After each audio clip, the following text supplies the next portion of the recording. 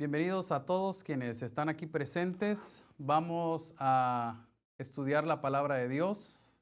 Sin antes, vamos a invocar la presencia del Espíritu de Dios para que esté en nuestro estudio. Quienes puedan inclinar el rostro ahí donde están, pueden hacerlo. Oremos. Amoroso y eterno Padre que estás en los cielos, alabado y glorificado sea su nombre. En estas horas le damos gracias por su infinita misericordia y por su bondad. Queremos en esta hora recibir su bendición a través del derramamiento de su Santo Espíritu. Padre, queremos escudriñar tu palabra, pero queremos hacerlo con la certeza de que usted va a estar con nosotros. Danos corazones tiernos, danos una mente sencilla para poder entender tu palabra. Que el ministerio del Espíritu Santo pueda obrar en nuestra mente y en nuestro corazón y nos haga entender tu verdad. Nos unimos a la oración que Cristo hizo en favor de sus discípulos y de todos aquellos quienes iban a conocer tu evangelio. Santifícanos en tu verdad porque tu palabra es la verdad. Estas peticiones las hago y las agradezco en los méritos de tu Hijo amado, el Señor Jesucristo, quien merece honra y gloria por toda la eternidad. Amén. En repetidas ocasiones, muchas personas me han preguntado cuál debiese ser el punto central del Evangelio para la cual fuimos llamados. No hay un evangelio como tal diferente a la cual las iglesias debiesen esparcirse, sino debiésemos seguir el mismo ejemplo, testimonio y propósito que Cristo dejó. ¿Saben? El mismo Jesucristo, cuando estaba a punto de despedirse de sus discípulos antes de hacer su sacrificio de expiación, o sea, de su muerte, Jesús declaró unas palabras a sus discípulos, pero en sí hizo una petición al Padre de cuál debiese ser el tema central del ministerio que Él vino a realizar en esta tierra y que sigue realizando aún allá en el cielo. Quiero que abramos nuestras Biblias en el Evangelio según Juan, en el capítulo 17 y en el versículo 3. Aquí el Señor Jesucristo declaró estas palabras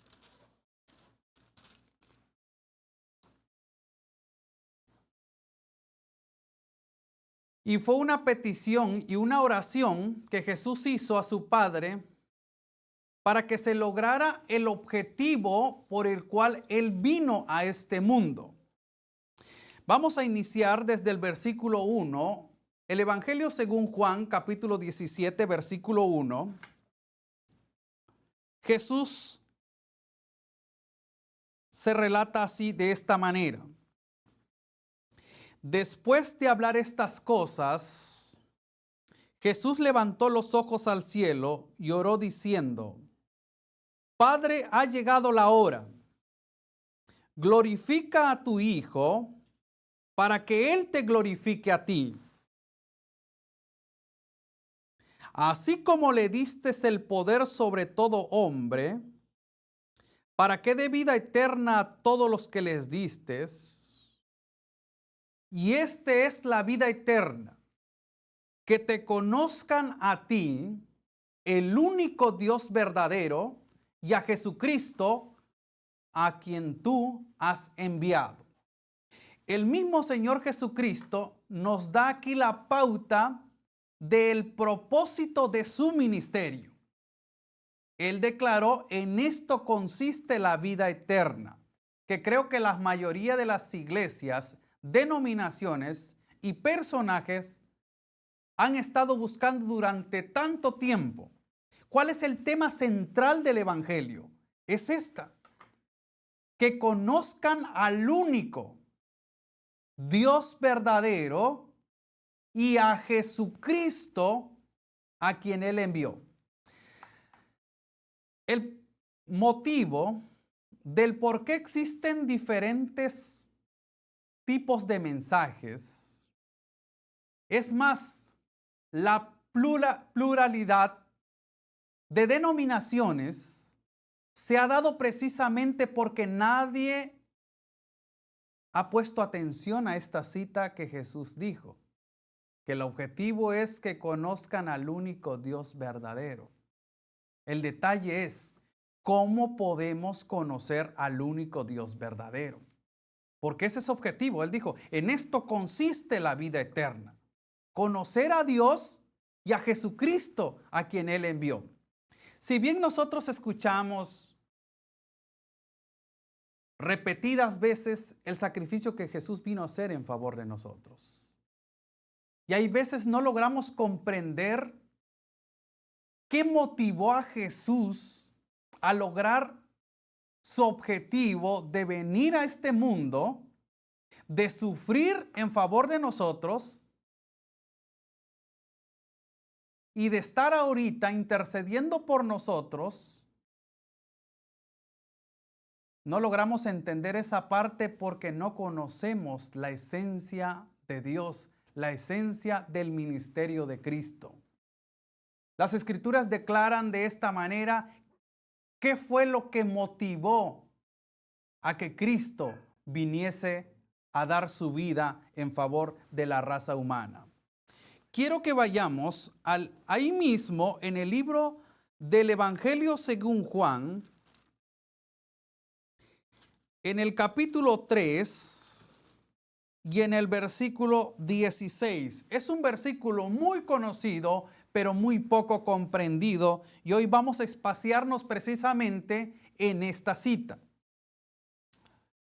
El Evangelio según Juan, capítulo 3, versículo 16, declara el apóstol Juan: porque de tal manera amó Dios al mundo que dio a su Hijo unigénito, para que todo aquel que en Él crea no se pierda, sino tenga vida eterna. ¿Qué motivó a Jesús? ¿Qué motivó al Padre a dar a su Hijo en sacrificio en favor de la raza humana? Hay algo que lo motivó, que movió esto. Las Escrituras son muy claras en decir, porque de tal manera. En otras versiones dice,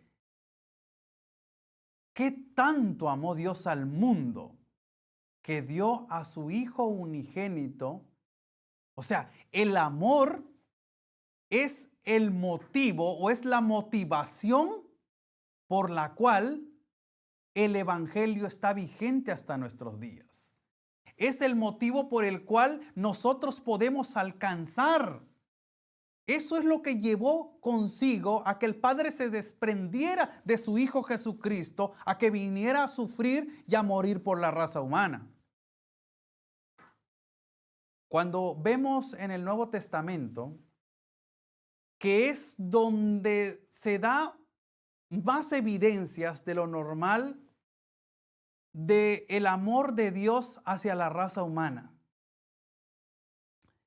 ¿Saben? Pareciese que en el Antiguo Testamento Dios no hubiese manifestado su amor, su misericordia, su gracia para con la humanidad, pero Dios en todas las edades ha manifestado esa esencia que Él tiene, esa naturaleza que Él presenta en favor de la raza humana. ¿Saben que aún hay mundos no caídos? Mundos que permanecen en esa perfección. Aún así ellos no logran comprender cómo es que Dios ama tanto a la raza humana. Cómo es que Dios está empeñado en salvar a la raza humana, aún sabiendo que el ser humano es rebelde. En el Antiguo Testamento, anteriormente, antes de que Jesús viniera y fuese manifestado el amor de Dios más visible, los profetas ya habían profetizado qué tan cuánto amor tenía Dios para con la humanidad. Es más, el profeta Isaías, el profeta Jeremías y muchos de los profetas en todas las escrituras hablaron acerca de la motivación de Dios en favor de la raza humana. Uno de los ejemplos tales está plasmado y especificado en el libro de Jeremías capítulo 31, versículo 3.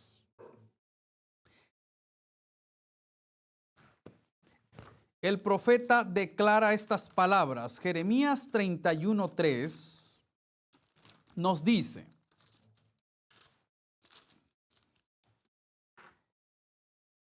declaró el profeta, hace mucho, dijo él, se me apareció el Señor y me dijo, hace ya mucho tiempo, se me apareció el Señor y me dijo, con amor eterno te he amado, por tanto te prolongué mi misericordia. Aquí está otra vez la esencia por la cual mueve y motiva a que Dios siga empeñado en la raza humana. Y es el amor. Muy poco se habla de esto en las iglesias. Muy poco se habla de esto en el Evangelio. Queremos conocer a Dios o predicar el Evangelio de Dios, pero se nos olvida esa parte que motiva a que el Evangelio crezca en la humanidad.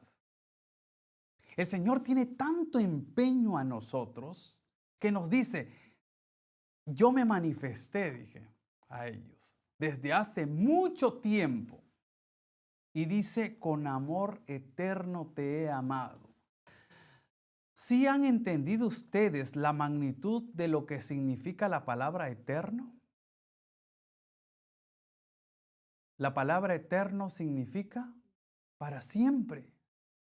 Significa que no tiene un principio ni un final. El amor es el que motiva a que el Evangelio llegue a muchos lugares. Pero no es el amor que solamente produce en nosotros, sino es el amor que Dios tiene hacia con la raza humana. Muchos ejemplos de amor quedaron estipulados en las Escrituras, tanto así que individualmente Dios se preocupa por el ser humano. Tanto así que nos declara el libro de Isaías en el capítulo 43. Hay una de las evidencias más compactas donde Dios da a conocer qué tan importante es el ser humano para Él. Vamos a iniciar desde el versículo 1 del libro de Isaías y nos dice de esta manera: ahora, así dice Dios, tu creador, oh Jacob, y tu formador, oh Israel. No temas, dice Dios, porque yo te redimí, te puse nombre, mío eres tú. Cuando pases por el agua, yo estaré contigo. Cuando pases por los ríos, no te anegarán. Cuando pases por el fuego, no te quemarás, ni la llama arderá en ti. Porque yo, el Señor, soy tu Dios, el Santo de Israel. Soy tu Salvador. A Egipto he dado por tu rescate, y a Etiopía y a Seba por ti. Porque en mis ojos eres de gran estima, eres honorable, y yo te amo. Daré pues hombres por ti y naciones por tu vida. No temas que yo estoy contigo. Del oriente traeré tu generación y del occidente te juntaré. Diré al norte de acá y al sur, no te detengas. Trae de lejos a mis hijos e hijas desde los extremos de la tierra. Versículo 7. A todos los que llevan mi nombre, para gloria mía las he creado. Los formé y los hice. ¿Sí estamos entendiendo cómo es que para Dios nosotros somos sumamente importantes? Ahí Dios se expande en demostrarle al ser humano lo importante que somos para Él. Tal es el ejemplo de decir que somos la niña de sus ojos. Nos dice también de la importancia que puede ser en favor nuestro si nosotros reconocemos que Él es nuestro creador y nuestro formador. Él dice, yo te redimí, yo te puse nombre, y dice, daré naciones por ti. Cuando a alguien le privan de libertad a un familiar, siempre piden un rescate, ¿cierto o no? Y no piden cantidades bajas. Por lo contrario, piden cantidades altas para que el doliente se dé cuenta cuánto vale un ser querido, ¿cierto o no? Aquí Dios nos dice, daré naciones por ti. El gran valor que Dios nos pone es muy alto, es muy grande. Ahora, si Él nos dice esto, es más, concluye diciendo, en el libro de Isaías capítulo 43 y el versículo 25, quiero que pongan atención en esta cita con la cual concluye el Señor hablando de los seres humanos. A pesar de lo rebelde que somos, de lo negligentes, de lo desobediente que es la raza humana, Dios sigue extendiendo su amor diciendo en el versículo 25, yo, dice Dios, yo soy el que borro tus rebeliones por amor a mí mismo y no me acordaré de tus pecados. Si bien las Escrituras nos dicen que nosotros somos pecadores y que no merecemos la salvación, Dios nos dice por medio del profeta Isaías, yo soy el que borro tus rebeliones por amor a mí mismo. Ahí está otra vez esta palabra que muchos confunden esta palabrita, creen que el amor es un sentimiento. Saben que nosotros los seres humanos somos muy egoístas. Nosotros aseveramos amar a alguien. Amamos a nuestras esposas mientras nuestras esposas nos son fieles. Amamos a nuestros hijos mientras nuestros hijos son obedientes. Pero ¿qué pues si fuese lo contrario? Si nuestros hijos fuesen rebeldes, si nuestras parejas fuesen traidoras, infieles, ¿seguiría el mismo amor hacia esas personas? ¿Saben que he escuchado repetidas veces a muchos seres humanos, cristianos y no cristianos, diciendo, yo amaba a esa persona, pero ahora me falló, por eso ya no la amo? ¿Creen ustedes que eso es un sentimiento de amor? Es más, para empezar, el amor no es un sentimiento. El amor es un principio que el Señor dejó en la raza humana. Es más, Él, su esencia como tal, es amor. Por eso dice, yo borro tus rebeliones por amor, ¿qué dice? por amor a mí mismo. O sea, el Señor, muchos creen y aseguran que Dios tiene una cantidad de amor infinito, que Él siente amor hacia la humanidad. Saben, déjenme decirles que Dios no tiene amor. Dios es amor en su totalidad. Así lo declara el apóstol Juan.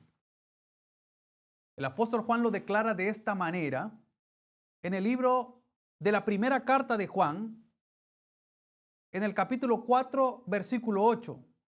Es un versículo muy conocido también por el mundo cristiano.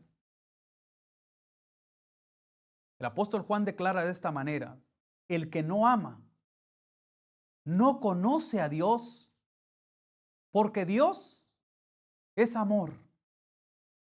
En este versículo no solo habla del amor de Dios hacia la raza humana o hacia el ser humano, sino también habla del amor del ser humano hacia otro ser humano. Nos gusta hablar del amor de Dios, ¿cierto o no?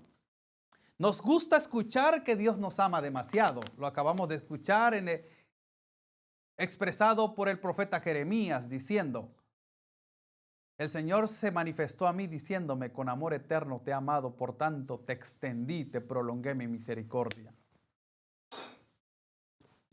Pero ¿qué pues pasa cuando nosotros ahora nos toca manifestar el amor de Dios en nuestras vidas? Esa es la parte donde nosotros no queremos entrar en ese terreno.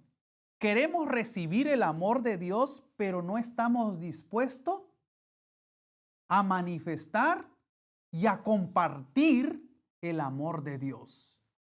En todo el Antiguo Testamento, como en el Nuevo Testamento, la esencia del Evangelio, la esencia de la motivación de Dios hacia la raza humana se centra en el amor. Y pueden ustedes decirme: usted me está hablando del amor de Dios. Pero, ¿cómo puedo yo conocer el amor de Dios? ¿Saben que Dios está empeñado no solamente en dar a conocer su amor a través de Él, sino también por medio de aquellos que creen en Él? ¿Lo creen ustedes así? A veces se dan diversidad de mensajes en las iglesias, pero se nos olvida esta parte del Evangelio. Pareciese que no. Quiero ver con ustedes el mensaje que Jesús les inculcó y les enseñó a sus discípulos. ¿Quieren ustedes conocerlo? ¿Quieren ustedes saber en qué se centra el Evangelio de Cristo? ¿En qué se centra el ministerio de Cristo para empujar a llevar a las almas al arrepentimiento? Me he dado cuenta que hay muchos que predican un evangelio solamente para llevar a las almas al arrepentimiento a través del látigo, otros a través de la crítica, otros a través del atribuirse el derecho a juzgar a aquellos que no están a la altura del evangelio. Es más, nos hemos atrevido a condenar a aquellos que aún no tienen simpatía con el evangelio. Es más, rechazamos a aquellos que rechazan a Cristo porque decimos: es que ellos no merecen el evangelio porque rechazan a Dios. ¿Saben que hay muchos mecanismos y formas para llevar a las almas a conocer a Cristo?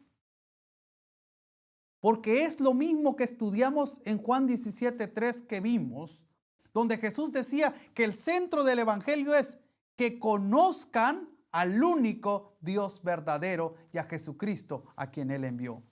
Hay muy poco conocimiento de Cristo. Se escuchan mensajes rudos, drásticos, imponentes, donde queremos llevar a las almas y a la iglesia a que viva una vida de perfección pero a costa de látigos, a costa de imposición. Obligarle a la iglesia a que haga un cambio, pero no por amor, sino por obligación. Se ha perdido la esencia de Dios, se ha perdido la esencia del Evangelio. Cuando nosotros volvamos al método que Cristo dejó para el encauce de su obra, el Evangelio va a prosperar. Hasta el día que nosotros agarremos el Evangelio que Cristo dejó y enseñó a sus discípulos, en ese día el Evangelio va a prosperar. Ahorita podemos estar predicando muchos sermones. Podemos hablar, es más, en otros idiomas. Podemos hablar de profecía. Y no quiero decir que no es importante hablar proféticamente. Y no digo que no es importante hablar de otros temas. Solo que si en ese mensaje no va incluido la gracia, la misericordia y el amor de Cristo, ese evangelio, discúlpenme por lo que voy a decir, pero ese evangelio es una basura. No sirve para nada. ¿Por qué?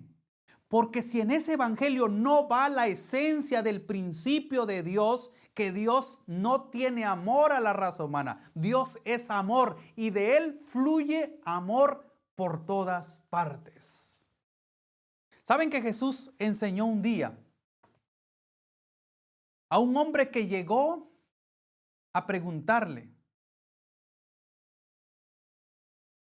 que qué debía hacer para heredar la vida eterna? Muchos se preguntan eso.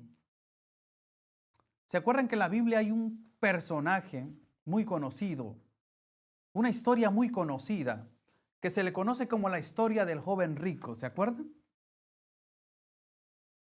Él aseguraba amar a Dios. Es más, se aseguraba también que era obediente a Dios. Un día se le acercó a Jesús y le dijo: Maestro, ¿qué debo hacer para heredar la vida eterna? Jesús le dijo: guarda los mandamientos. El joven replicó diciendo: yo he guardado los mandamientos desde mi niñez. Y Jesús le dijo: ok, entonces ven y vende todo lo que tienes y da el dinero a los pobres.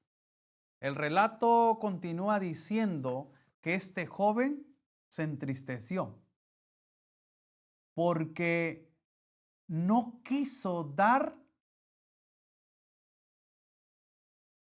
la muestra de amor a su prójimo. Si bien el Señor Jesucristo le hubiese pedido otras cosas, pero Dios no le va a pedir al ser humano que dé algo que sea fácil, sino algo que produzca misericordia hacia los demás. En otra ocasión, se topó con un maestro de la ley. Y quiero que vean ese relato. Ese relato está en el libro de Mateo, capítulo 22, y el versículo 36. Múltiples veces los fariseos buscaban a Jesús no con el deseo de aprender de él, sino de entramparlo, de provocarlo, para ver dónde Jesús se equivocaba en el momento de hablar o de presentar el ministerio o el evangelio que traía. Muchas veces querían entramparlo, provocándole, diciéndole preguntas y haciéndoles preguntas donde Jesús se condenara en el momento de dar una respuesta. Pero Jesús era muy certero. Tal así lo declara las Escrituras en el Evangelio según Mateo, capítulo 22, versículo 34, para entender el contexto. Dice: Cuando los fariseos oyeron que había cerrado la boca a los saduceos, se juntaron a una. Y uno de ellos, intérprete de la ley, por tentarlo le preguntó: Maestro, ¿cuál es el mayor mandamiento de la ley? Jesús le respondió: amarás al Señor tu Dios con todo tu corazón, con toda tu alma y con toda tu mente. ¿Saben que Jesús hubiese sido egoísta si hasta ahí se hubiese quedado con lo que estaba diciendo? Pero Jesús continuó diciendo: este es el primero y el mayor mandamiento. Versículo 39. Y el segundo es semejante a este: amarás a tu prójimo como a ti mismo. Versículo 40. De estos dos mandamientos depende toda la ley y los profetas. ¿Saben que a Jesús se le preguntó esto? ¿Cuál es el mayor de los mandamientos? ¿Y cuál es? Otra vez esa palabrita que hemos estado repitiendo desde hace rato. ¿Qué motivó o qué motiva a Dios continuar con la esperanza de creer en la raza humana? Es el amor. No podemos hacer una obra si en la obra, la esencia de la obra que realicemos, no está el amor de Dios en esa actividad. Jesús dijo: el mayor y grande mandamiento es: amarás al Señor tu Dios con todo tu corazón, con toda tu mente y con todas tus fuerzas.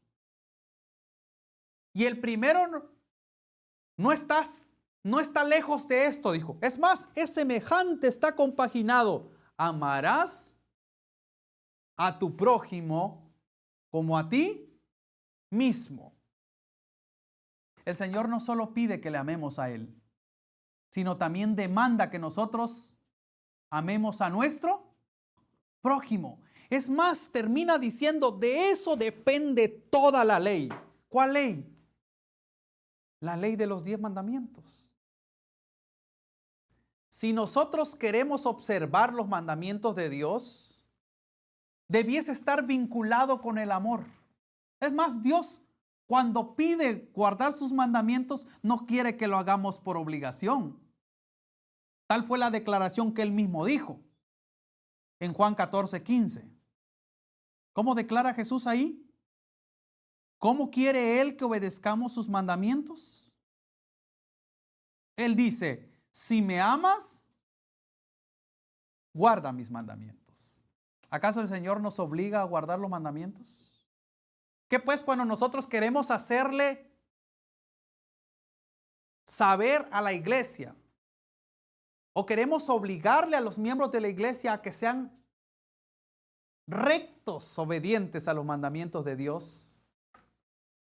¿Sabe que el Señor no quiere que le adoremos o que le sirvamos por obligación o por imposición? ¿Han ustedes, durante la época de vida en el Evangelio, se han topado quizá ustedes con algunos miembros o líderes de iglesia que exponen el Evangelio por imposición y no por amor? ¿Saben que si la mayoría siguiera a Cristo por amor, esos miembros seguirían hasta el día de hoy en las iglesias? Pero la causa de que muchos miembros de iglesia se han salido de ahí es porque los líderes han predicado un evangelio que no está vinculado con la esencia del evangelio de Dios, que se centra en el amor. Jesús dijo: amen al Señor su Dios y amen a su prójimo como ustedes mismos. Hay una frase tan común que se escucha en la humanidad que tal vez ustedes lo han escuchado en alguna de las ocasiones, que se dice de esta manera: tratemos a los demás como nos gustaría que nos trataran. ¿Cierto o no? Si tratamos mal a los demás nos van a tratar mal. Si queremos que nos traten bien, nuestro trato debiese ser lo mejor posible, ¿cierto o no? Ahora me pregunto, aquí Jesús está diciendo en su evangelio que en esto se centra toda la ley, porque en los mandamientos están divididos ¿en cuántos? En 10 mandamientos, ¿cierto o no? Ahí están los mandamientos de Dios divididos en 10. Pero 4 mandamientos están vinculados siempre con el amor a Dios. Estos mandamientos están escritos en el capítulo 5 del libro de Deuteronomios y en el capítulo 20 del libro de Éxodo. No voy a hablar de esto ahorita, pero quiero que se den cuenta que la ley de Dios no es una imposición de Dios para la raza humana. Por el contrario, de esa manera Dios demuestra que ama a la raza humana y de esa manera la raza humana puede manifestar el amor hacia sus semejantes.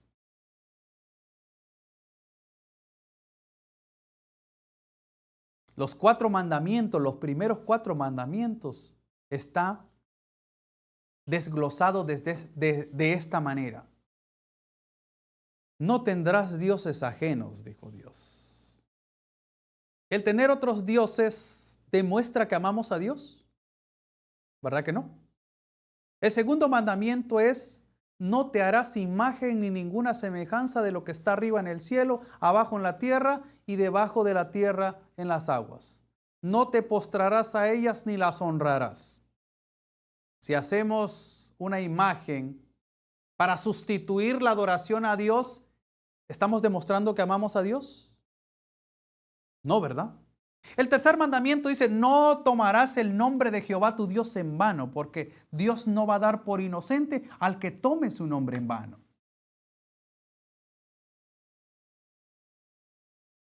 Si nosotros tomamos a la ligera el nombre de Dios, demostramos que no amamos a Dios.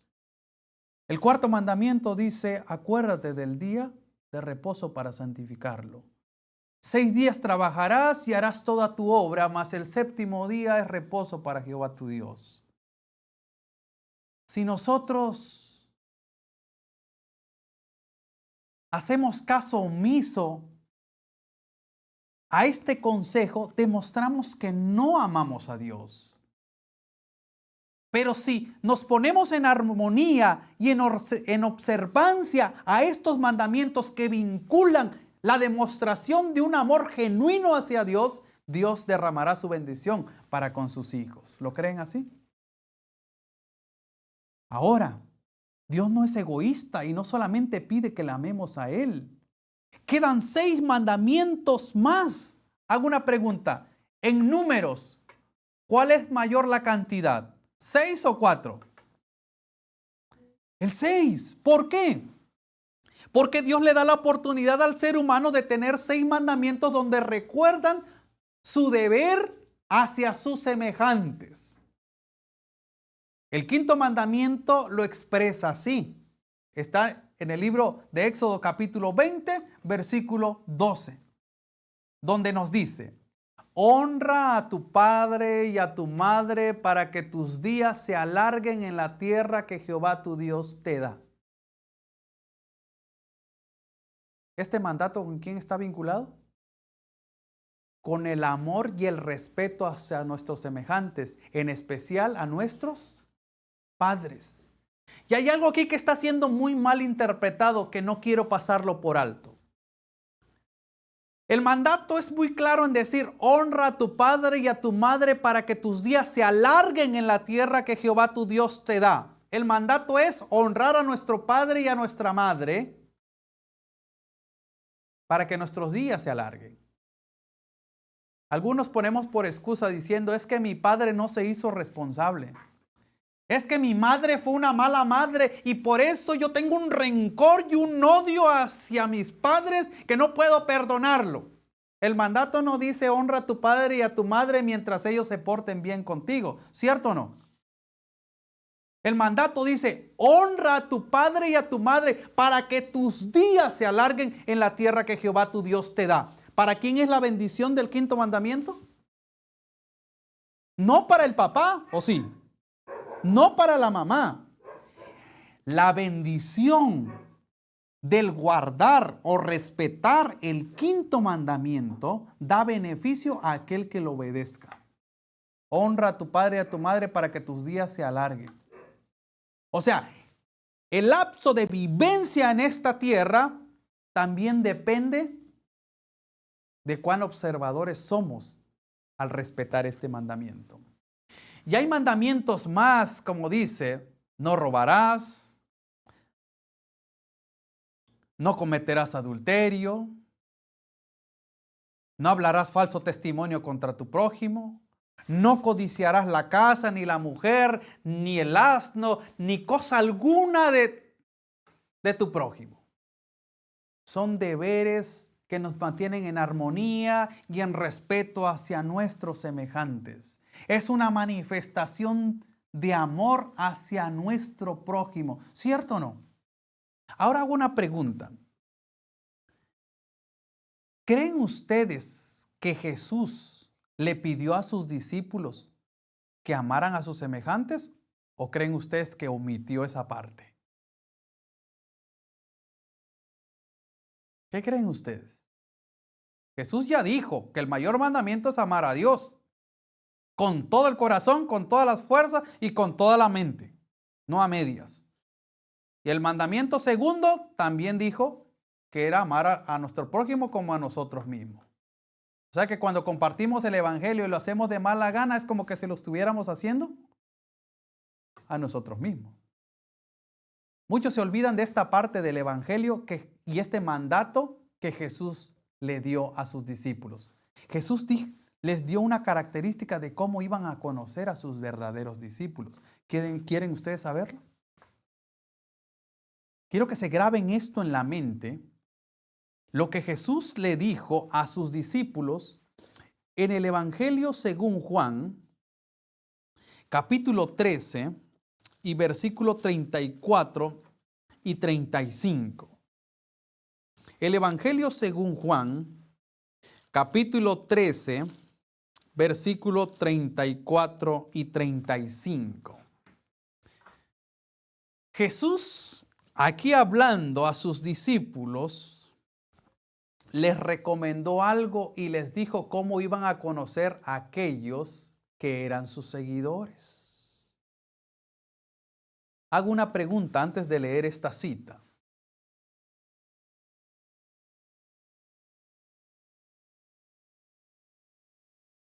¿Saben que Jesús hizo primero una iglesia que la fundamentó y la cimentó sobre los apóstoles, siendo él la piedra angular, así como lo declara el apóstol Pablo en el libro de Efesios capítulo 2? Sus discípulos no estaban limitados a 12 apóstoles, ¿o sí? Jesús dijo que todo aquel que quería ser su discípulo tenía la oportunidad de unirse con él. ¿A ustedes les gustaría ser discípulos de Cristo o nada más les gustaría ser uno más del montón? ¿Saben que si ustedes están en la iglesia para ser uno más del montón, no son útiles para el maestro? El Señor, cuando empezó a reclutar a su iglesia, los llamó para ser sus discípulos. ¿A ustedes les gustaría ser discípulos de Cristo? Si les gusta, también les tiene que gustar lo que va a decir Jesús ahorita. Juan capítulo 13, versículo 34 y 35 dice: un mandamiento nuevo os doy. ¿En qué consiste ese mandamiento? Que os améis los unos a los otros. que os améis así como yo os he amado. ¿Qué les pidió Jesús a sus discípulos?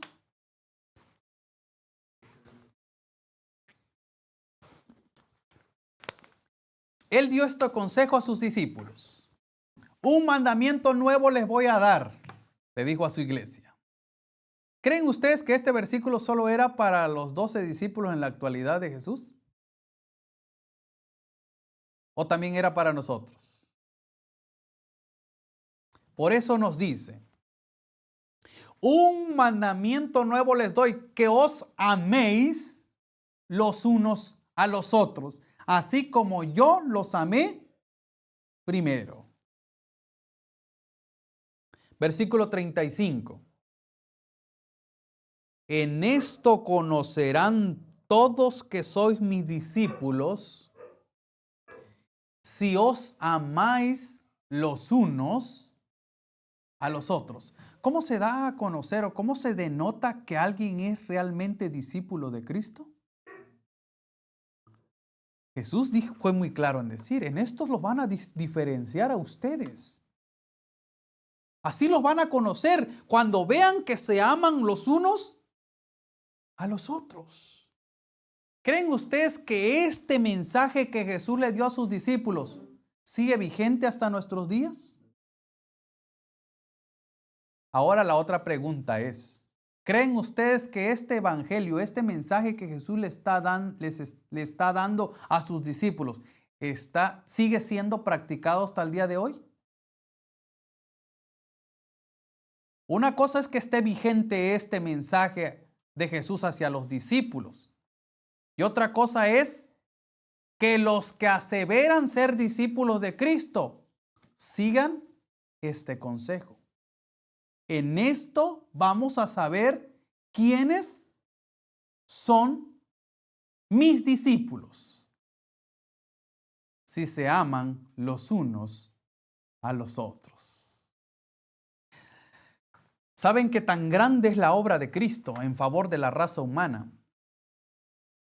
Y muy pronto fue manifestado estuvo Jesús en esta tierra, tuvo 12 discípulos, pero sus discípulos no eran perfectos, ¿o sí? No eran como se conoce ahora en la actualidad, como se les dice a muchos, no eran una perita en dulce. Traían sus deficiencias de carácter. Venían luchando con el problema del carácter. Eran explosivos. Eran injustos. Eran envidiosos. Cuando conocieron a Jesús, el acercarse a Jesús, el escuchar su verdadero evangelio, tiene poder de transformar vidas por medio de su Santo Espíritu. ¿Lo creen así ustedes? Saben que existieron dos personajes. Se les conoció como los hijos de Zebedeo o también bien conocidos como los hijos del trueno. Esos dos personajes se les nombra en la Biblia. Uno se llamaba Santiago y el otro se llamaba Juan, los llamados hijos del trueno. Y les decían así hijos del trueno porque eran rápidos y explosivos para reaccionar. Eran un fósforo, eran una mecha. No podían llevarles la contraria o decirle algo que les incomodaba, que resaltaba la deficiencia de carácter. Escucho muchas veces a algunos decir, es que yo tengo un carácter fuerte. Porque no me pueden decir nada, porque luego exploto. ¿Saben que aquellos que son fáciles para airarse o para tomar decisiones a la ligera no tienen un carácter fuerte? Por lo consiguiente, tienen un carácter débil. Porque aquel que tiene un carácter fuerte es porque sabe controlar su temperamento o los rasgos de temperamento. Aquel que tiene un carácter débil es porque lo tiene poco dominado, de tal forma que con acciones mínimas, su reacción es muy explosiva. Es tomar decisiones a la ligera que no lo llevan a nada bueno. Uno de esos personajes que tuvo un encuentro personal con Cristo y escuchó su verdadero evangelio que decía, en esto van a conocer quiénes son mis discípulos, es si se aman unos a otros. El que se lo tomó muy en serio fue el así llamado el apóstol amado, o más conocido como el apóstol Juan. El apóstol Juan habló mucho del amor. Después de ser un hombre explosivo, pasó a ser Juan el amado. Después de ser llamado el hijo del trueno, pasó a ser Juan el hijo amado. Tanto fue que Jesús, antes de morir y expirar en la cruz, le encomendó a Juan, a su madre, a María, porque vio rasgos de carácter y de bondad que había aprendido de su maestro, es decir, de Jesús. Juan, hablando de esto, dice estas palabras en la primera carta de Juan, en el capítulo 2.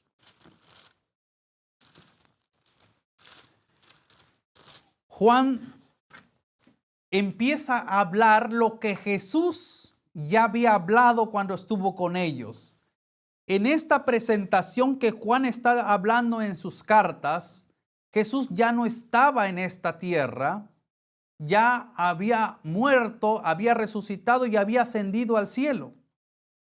Y Juan ya no solamente quiso aprovechar los beneficios del evangelio de Cristo que se basaba en el amor, sino que quiso compartir ese evangelio por la cual él fue beneficiado.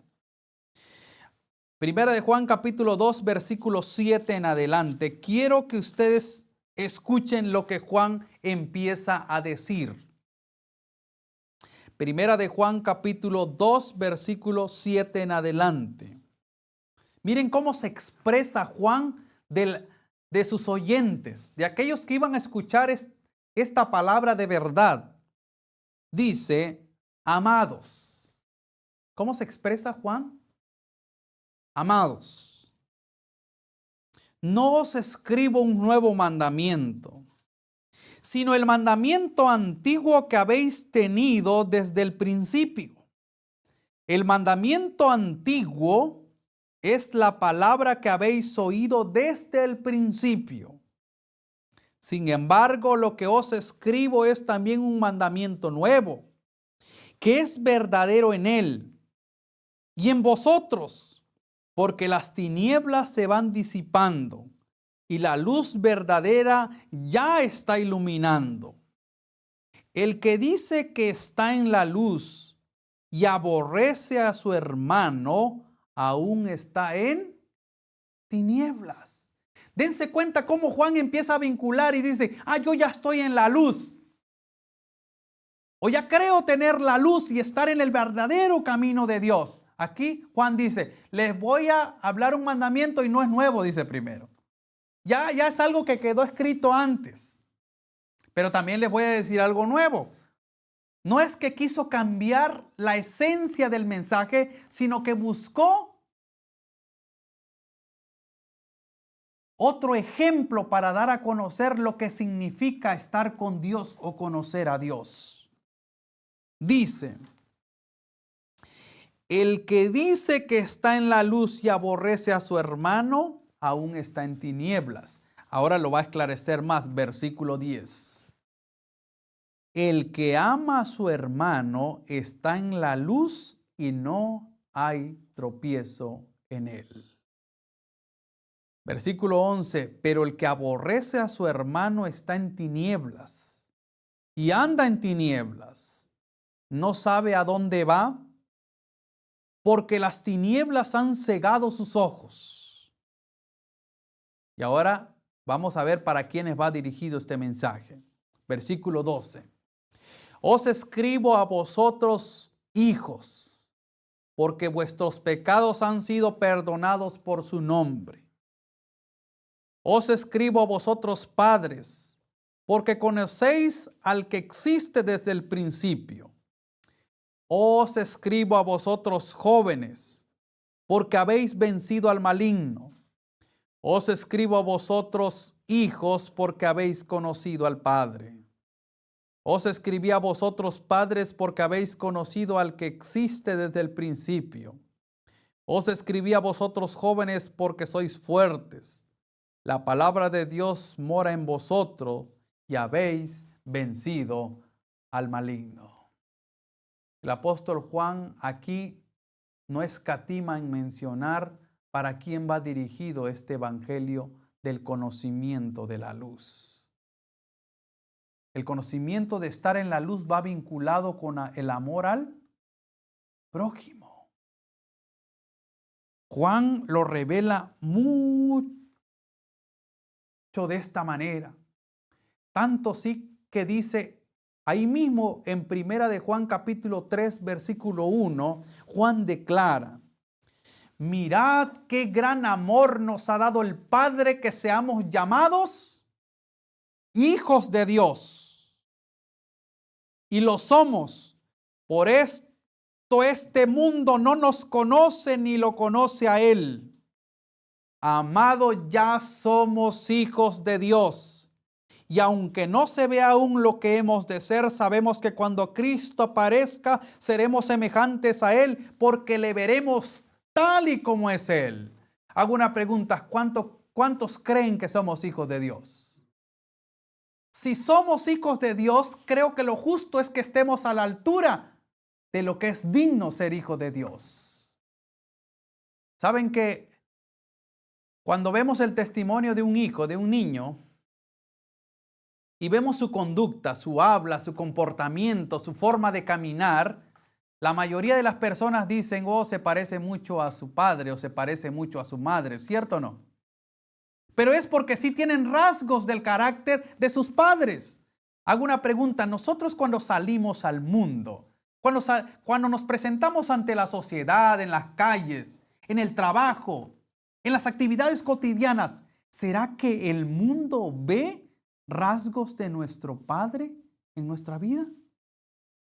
Y cuando me refiero rasgos a nuestro Padre, no me estoy refiriendo a padres carnales, sino a padres espirituales, es decir, a nuestro Padre celestial.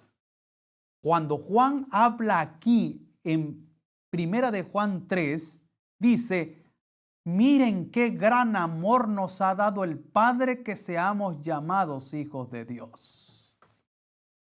¿Es un privilegio ser hijo de Dios? Pero es una gran responsabilidad ser hijo de Dios. Dice que aunque no se ve aún, sabemos que seremos semejantes a Él, porque le veremos tal y como es Él.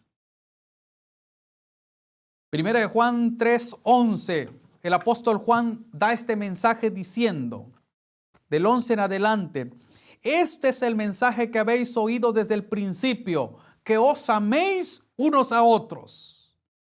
No como Caín, que era del maligno y mató a su hermano. ¿Y por qué lo mató? Porque sus obras eran malas y las de sus hermanos justas. Hermanos, dice Juan, no os extrañéis si el mundo os aborrece. Nosotras sabemos que hemos pasado de muerte a vida porque amamos a nuestros hermanos. El que no ama aún está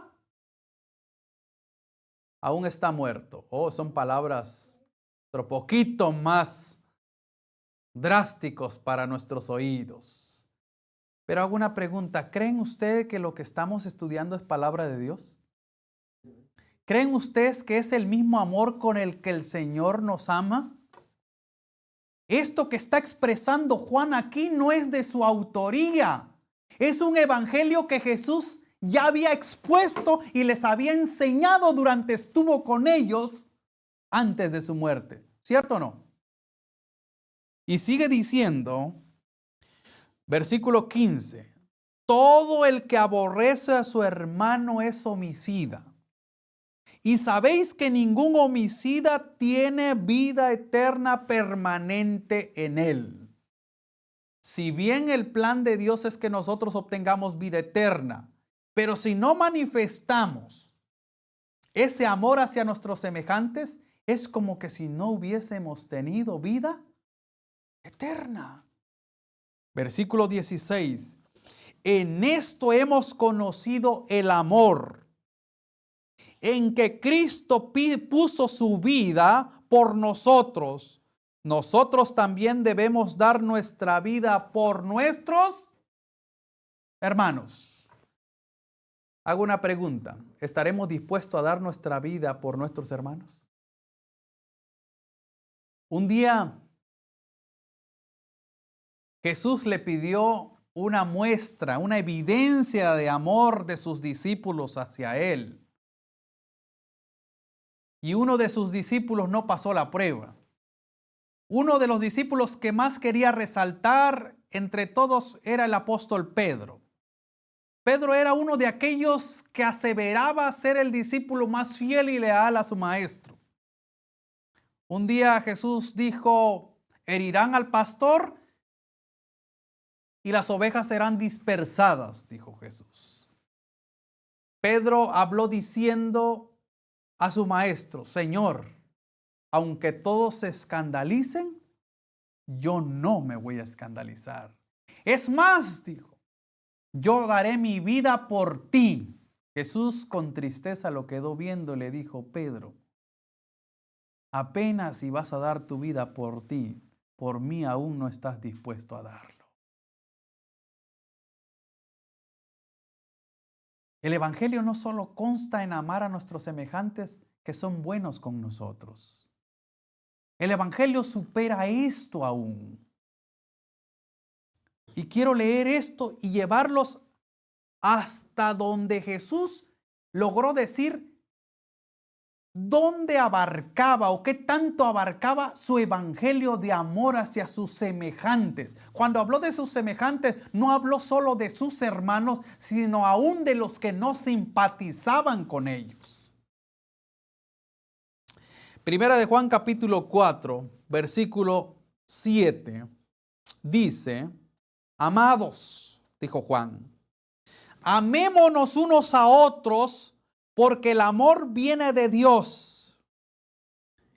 El que ama ha nacido de Dios y conoce. Hermanos, es momento de hacer conciencia. Es momento de examinar nuestra vida. Y aquí no se está refiriendo ni está dando ni está esclareciendo como decir que amemos solo a ciertas personas, ¿o sí? Aquí el Evangelio es: amados, amémonos, porque de esa manera denotamos que conocemos a Dios. No seamos mentirosos, no nos engañemos a nosotros mismos. Si conocemos a Cristo, si conocemos a Dios, conocemos su verdadero Evangelio. Y su verdadero Evangelio consiste en que la esencia del Evangelio de Dios está centrado en el amor. No hay vuelta. No hay otro evangelio diferente. ¿Por qué predicamos un evangelio diferente hacia nuestros semejantes? ¿Por qué queremos llevar a latigazos a las almas al arrepentimiento y no demostramos el amor, la gracia, la misericordia, así como Cristo nos lo tiene con nosotros? Versículo 8 es un versículo muy conocido que hablamos hace rato. Juan dice: el que no ama no conoce a Dios, porque Dios...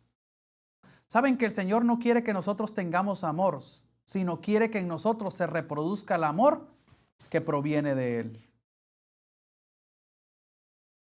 Si vamos en busca de tener amor por alguien, vamos por mal camino. Pero si vamos en busca porque el Espíritu Santo reproduzca ese amor que es Jesús, nuestra vida y su evangelio será diferente.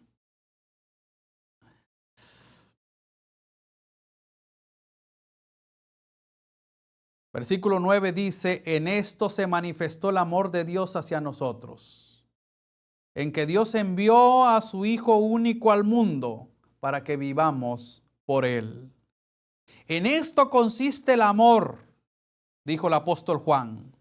No en que nosotros hayamos amado primero a Dios, sino que Él nos amó a nosotros primero y envió a su Hijo único como expiación por nuestros pecados. ¿Cuántos decimos amén?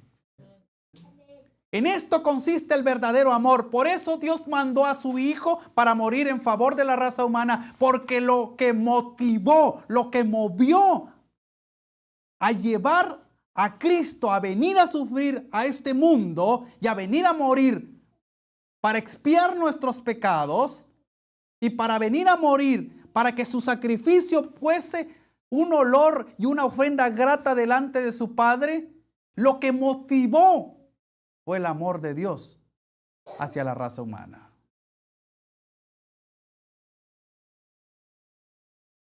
El evangelio del amor de Cristo supera los límites. No se limita solo a amar a nuestros semejantes que nos aman, sino sobrepasa eso. Tal fue el evangelio que Jesús enseñó a sus discípulos. Hay un evangelio que pocos estamos dispuestos a escuchar, que quedó escrito en el evangelio según San Mateo. El evangelio según Mateo, en el capítulo 5, el Señor da un mensaje muy conocido aquí como la regla de oro. ¿Habían ustedes escuchado acerca de este evangelio de la regla de oro de Jesús hacia sus discípulos? ¿En qué consistía? Miren en qué consiste. Es en hacer del evangelio algo que todavía, hoy por hoy, no estamos dispuestos a hacerlo. ¿Cómo? Mateo capítulo 5 y el versículo 43 en adelante, miren ahora cómo Jesús expone el evangelio o cómo encausa el evangelio hacia la humanidad, hacia aquellos que pareciera que no merecen salvación, pero para Él sí son importantes. Y si son importantes para Él, para nosotros también debe serlo. Mateo capítulo 5, versículo 43 en adelante dice, oíste que fue dicho, amarás a tu prójimo, pero aborrecerás ¿a quién? A tu enemigo. Pero yo os digo, dijo Jesús, amad ¿a quiénes? A vuestros enemigos. Bendecid a los que os maldicen y haced bien a los que os aborrecen. Y orad por los que os maltratan y persiguen, para que seáis hijos de vuestro Padre Celestial. ¿Cuál es el requisito para ser hijo de nuestro Padre Celestial? No solo amar a nuestro prójimo quienes nos aman. Aquí está diciendo que no tengamos límite a demostrar el amor de Cristo en nuestras vidas.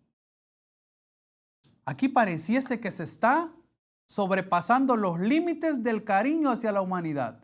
Jesús dice, amen a vuestros enemigos. Oren por los que os persiguen. Oren por los que os maltratan. ¿Es un evangelio suave esto? Cuando llegamos a esta parte del evangelio, esta parte no queremos manifestarlo y queremos hacerlo a un lado. Si por nosotros fuera, nosotros rompemos esta parte de las escrituras y lo echamos debajo de las bancas. Y lo echamos en el bote de la basura. ¿Por qué? Porque no estamos dispuestos a rebajarnos. ¿Saben que Jesús sí estuvo dispuesto a rebajarse y venir a sufrir por nosotros? ¿Y por qué nosotros no estamos dispuestos a hacer eso con el Maestro? Jesús dijo un día, yo no vine para ser servido, sino para servir y dar mi vida por muchos. Cuando nosotros amamos a Cristo, amamos su evangelio, ¿cierto o no? Y cuando nosotros amamos el evangelio, no tenemos límites para que ese evangelio sea conocido por mucha gente. Miren qué sigue diciendo por si queremos poner pretextos. Versículo 45, para que seáis hijos de vuestro Padre Celestial. Él envía su sol sobre malos y buenos, y manda la lluvia sobre justos e injustos. Porque si amáis a los que os aman, ¿qué recompensa tendréis? Dijo Jesús.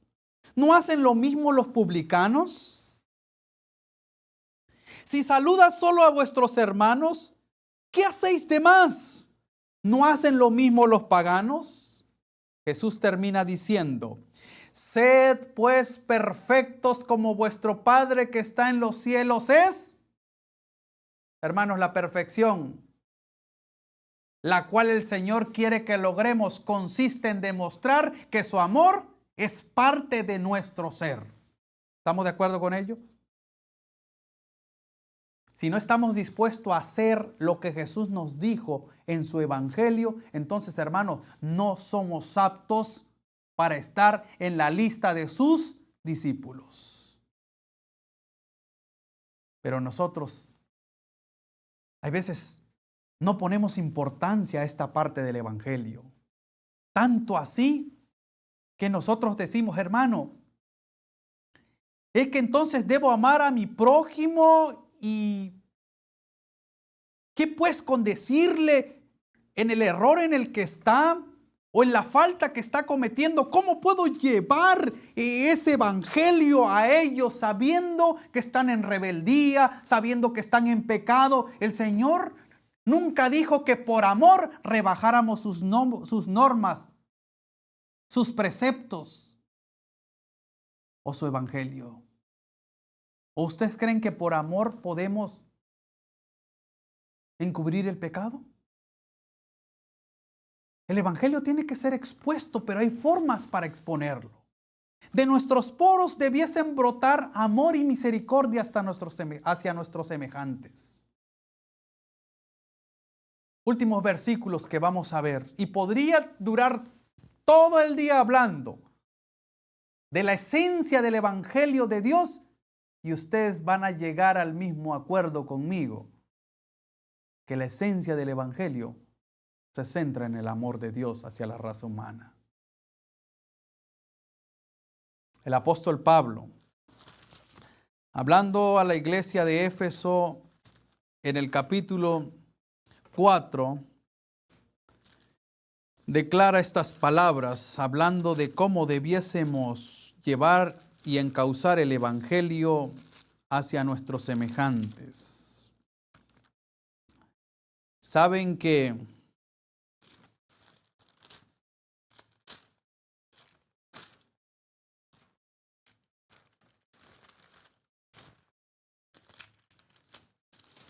nos dice en el capítulo 4, en el versículo 11, para entender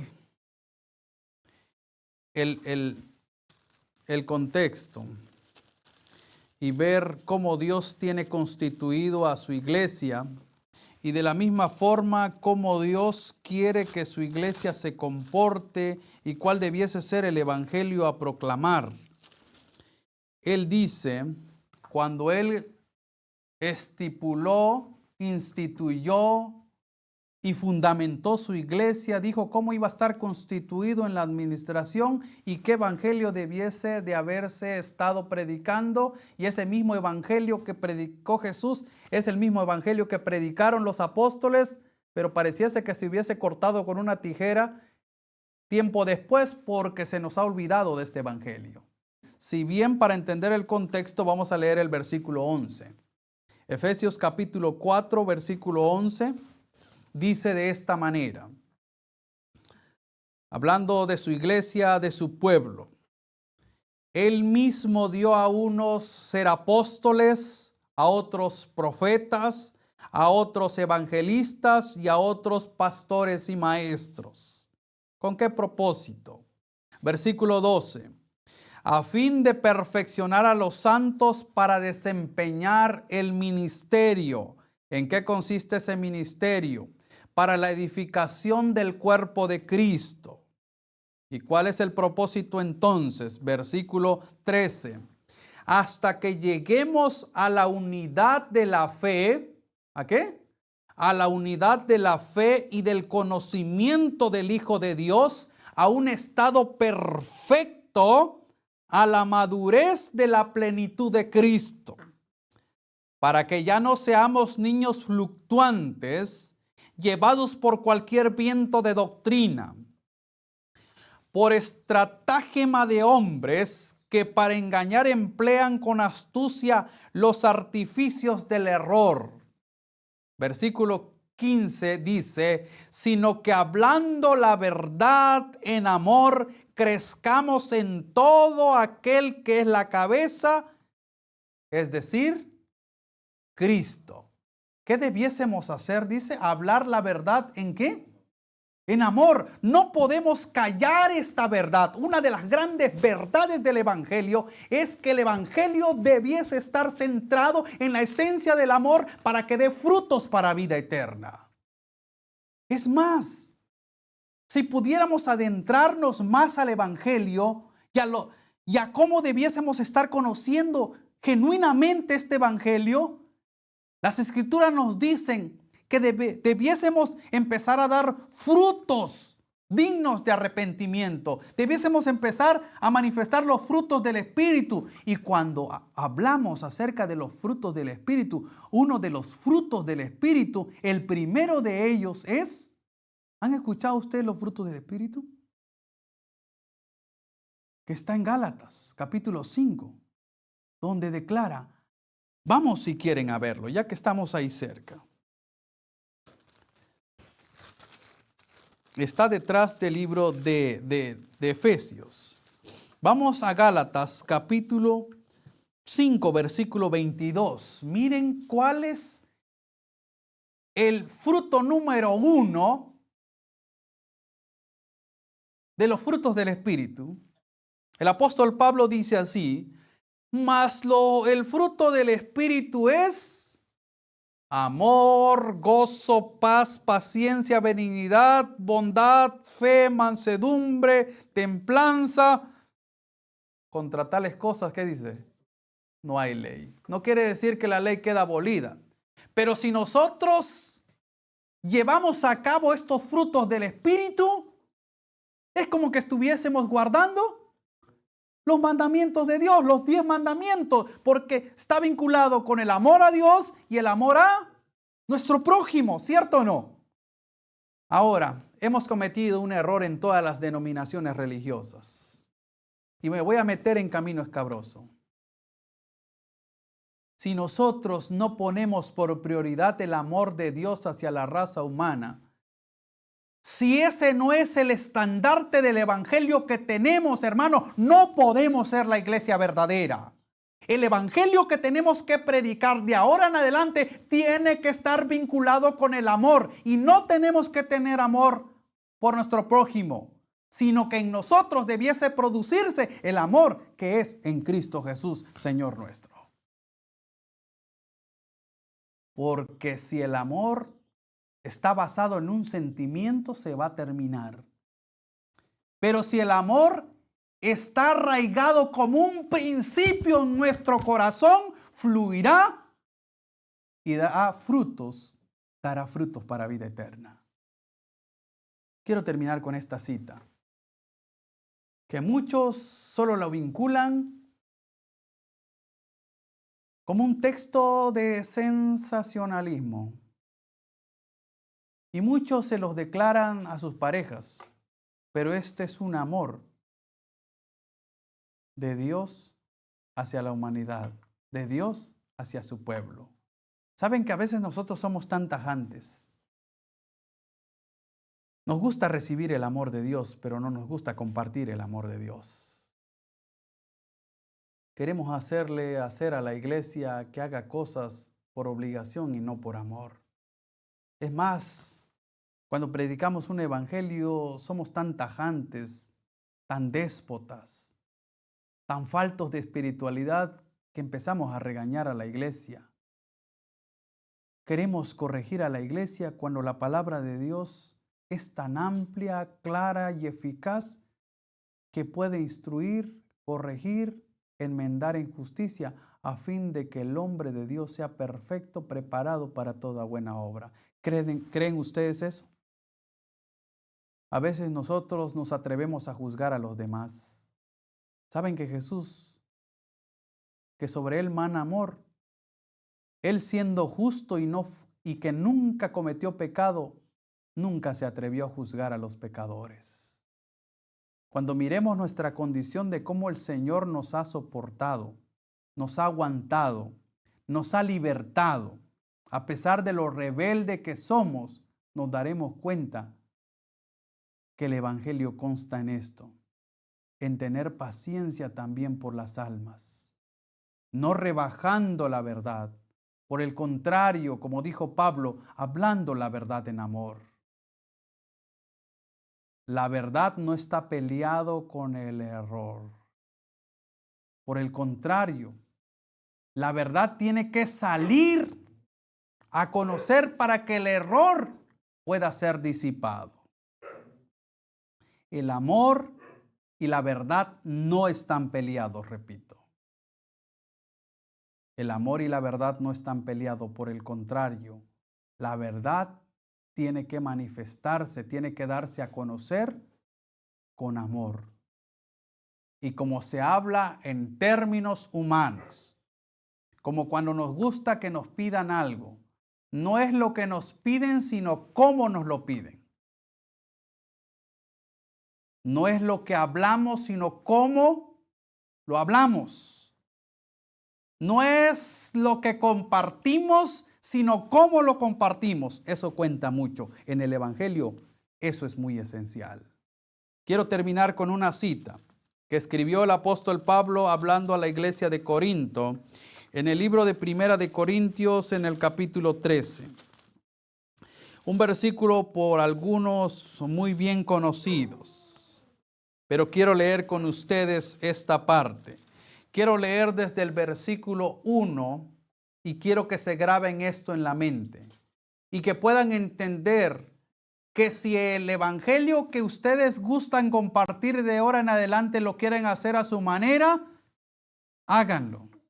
Pero si quieren copiar el modelo que Cristo dejó y que sus apóstoles pusieron en práctica para que el evangelio pudiera hacer efecto en la era apostólica, bienvenidos sean a este evangelio. Primera de Corintios capítulo 13, versículo 1 en adelante dice el apóstol Pablo: si yo hablara lenguas humanas y angélicas y no tengo amor, vengo a ser como bronce que resuena o como címbalo que retiñe. Si tuviera profecía y entendiera los misterios y toda la ciencia, si tuviera toda la fe, de manera que trasladara los montes y no tengo amor, nada soy. Y si repartiera todos mis bienes para dar de comer a los pobres y entregara mi cuerpo para ser quemado y no tengo amor, de nada me sirve. ¿Estamos entendiendo el concepto? No quiere decir que el hablar en lenguas u otros idiomas no sea bueno. Solamente está diciendo que podemos hacer lo otro, pero sin dejar hacer lo esencial, que es el amor. De nada sirve que expongamos todos los periodos proféticos que quedaron escritos en la Biblia. Y no quiere decir que nos olvidemos de ella. Por el contrario, hablemos de los acontecimientos finales de esta historia. Anunciemos al mundo dónde estamos en la historia profética. Anunciamos el porvenir y el juicio que está transpirando y que Cristo viene pronto en gloria para terminar con el pecado de esta humanidad.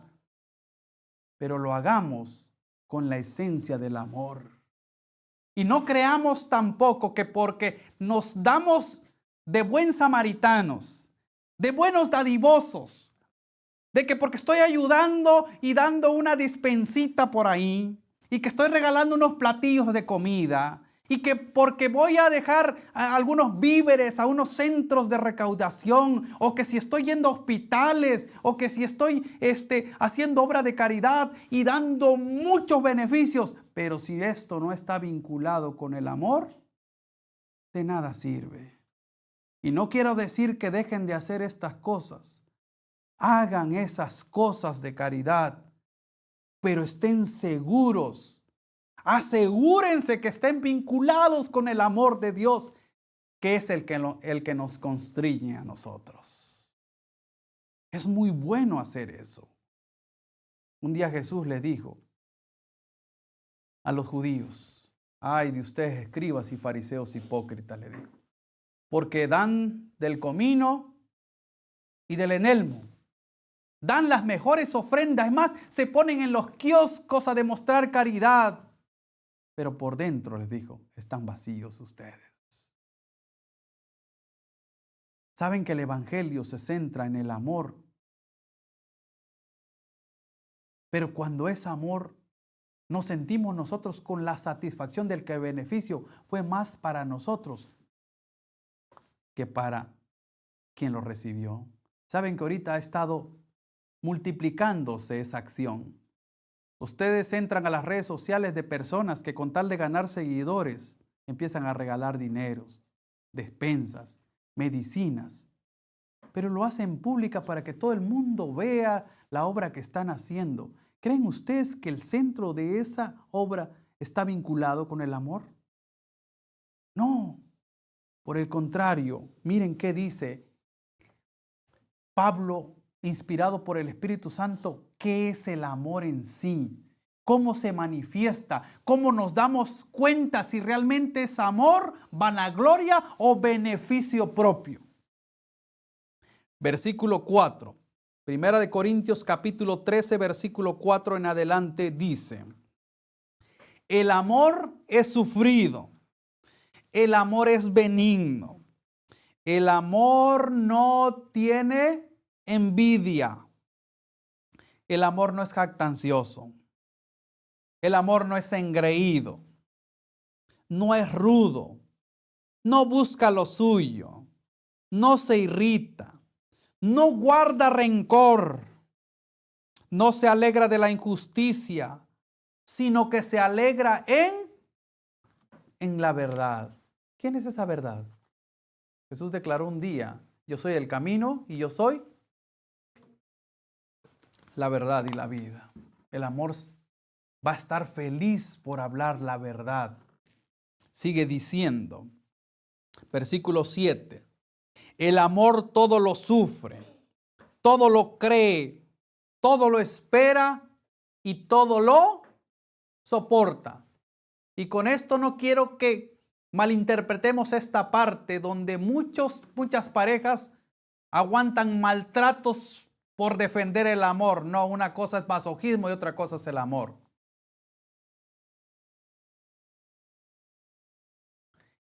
El amor soporta cualquier infidelidad, y no quiero decir que vas a estar aguantando infidelidades, sino quiere decir que el amor no disminuye a pesar de que las personas te traicionan. Un ejemplo claro fue el testimonio de Jesús. El apóstol Juan declara en el Evangelio según Juan capítulo 1, ¿se acuerdan cuando Juan declaró que Jesús a los suyos vino y los suyos no le recibieron? Por el contrario, su propio pueblo, su mismo pueblo por el cual vino, fue quien le dio la espalda e hizo todos los preparativos para crucificarlo. Versículo 8 dice el apóstol Pablo: las profecías terminarán. ¿Cuáles terminarán? Las profecías. Cesarán las lenguas. La ciencia tendrá su fin, pero el amor nunca se acabará. Versículo 9. Porque en parte conocemos y en parte profetizamos. Pero cuando venga lo que es perfecto, desaparecerá lo imperfecto. Cuando yo era niño, hablaba como niño y pensaba como niño y razonaba como niño. Pero cuando llegué a ser hombre, dejé lo que era de niño. Ahora, dice el apóstol Pablo, vemos en un espejo oscuramente, pero entonces veremos cara a cara. Ahora conozco en parte, pero entonces conoceré cabalmente como soy conocido. Versículo 13, y termino con ello. Ahora permanecen estos tres dones: la fe, la esperanza y el amor. Y el mayor de todos estos dones es el amor. ¿Sí entendimos la parte del Evangelio? ¿Cuál es la esencia del Evangelio? Y no es que nosotros hayamos amado primero, sino que Cristo nos amó primero. Sino que el Padre nos amó tanto que envió a su Hijo para que nosotros pudiéramos ser salvos. ¿Cuántos decimos amén? ¿Cuántos agradecemos a Dios? Porque su esencia es tan importante que gracias a ello nosotros somos salvos. ¿Estamos de acuerdo con ello? Quisiéramos recibir esa esencia que mueve que el Evangelio de Cristo sea tan poderoso. Quisiéramos hacer nuestra este Evangelio, esta esencia. Saben, hermanos, antes de juzgar, de criticar, de ver hacia nuestro alrededor cómo están los demás, primero miremos cómo el Señor se ha apiadado de nosotros. Que a pesar de ser pecadores, Cristo murió por nosotros y Él dio su vida por amor a mí y por amor a toda la raza humana. ¿Quiénes somos nosotros para juzgar y criticar a los demás? No podemos hacer esto. El Señor no nos ha puesto como jueces de este mundo. Por el contrario, nos ha puesto como embajadores de su evangelio para manifestar la misma gloria, el mismo amor que ha sido manifestado hacia nuestra vida. Hermanos, cuando prediquemos el evangelio, hagamos suyo el evangelio. Que así como Cristo amó el evangelio por amor a las almas, nosotros podamos amar el evangelio por amor a las almas. ¿Cuántos quisiéramos que el Espíritu Santo sellara este mensaje en nuestros corazones? Oremos. Querido Padre que estás en los cielos, alabado y glorificado sea tu nombre. Que toda la hueste angelical y todo ser creado le alabe y le glorifique porque usted se lo merece. En estas horas te damos gracias por tu palabra. Gracias por enseñarnos tu verdad. Gracias porque nos hiciste entender y recordar que la esencia de tu evangelio es el amor. Gracias porque tú no tienes amor, sino que tú eres amor y todo de ti brota hasta nuestras vidas y podemos palpar tu misericordia, tu gracia y tu paciencia que está vinculado con el amor. En esta hora suplicamos a tu Espíritu Santo para que selle este mensaje en nuestros corazones, que dé frutos para vida eterna, que el mundo pueda conocerte y darte gloria porque Cristo está morando en nuestras vidas. Padre, que ese evangelio que Cristo vino a enseñarle a sus discípulos y que fue presentado por sus apóstoles pueda volver a la iglesia de nuestros días y que cuando compartamos el evangelio te puedan conocer a ti, el único Dios verdadero, y a Jesucristo a quien tú has enviado. Estas peticiones las hago y las agradezco en los méritos de Cristo Jesús, nuestro amado Salvador, quien merece honra y gloria por toda la eternidad. Amén. Amén.